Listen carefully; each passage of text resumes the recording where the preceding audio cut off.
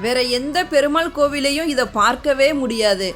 பெருமாள் கள்ளழகர் கோலத்துல கோவிலை விட்டு வெளியே பக்தர்களை தேடி வந்து பக்தர்கள் கொடுக்கிற பிரசாதங்களையும் உபசாரங்களையும் ஏற்றுக்கொள்வது. பொதுவா பெருமாள் கோவில்கள்ல அந்த கோவில்ல இருக்க மடப்பள்ளியில என்ன உணவுப் பொருட்கள் தயாரிக்கிறாங்களோ அதுதான் பெருமாளுக்கு நெய்வேத்தியமா படைப்பாங்க.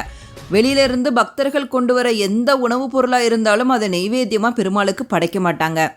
ஆனால் மதுரை சித்திரை திருவிழாவின் போது அழகர் மலையிலிருந்து புறப்படும் கள்ளழகர் மீண்டும் மலைக்கு போகிற வரைக்கும் ஏராளமான மண்டகப்படிகளில் படைக்கப்படும் பலவிதமான பிரசாத பொருட்களை பெருமாள் ஏற்றுக்கொள்கிறாரு. இது மதுரை சித்திரை திருவிழாவிற்கே உரிய மற்றொரு தனிச்சிறப்பு.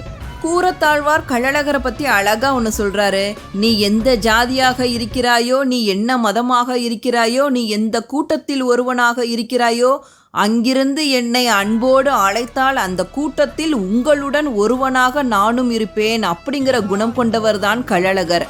அதனால தான் பலதரப்பட்ட பக்தர்களும் அன்புடன் வழங்கும் பிரசாதத்தை ஏற்றுக்கொண்டு அனைவருக்கும் அருள் செய்வதாக ஒரு பாசுரத்தில் குறிப்பிட்டிருக்காரு. ஜாதி மதம் பேதம் கடந்தவர் தாயா நம்ம கள்ளழகர்.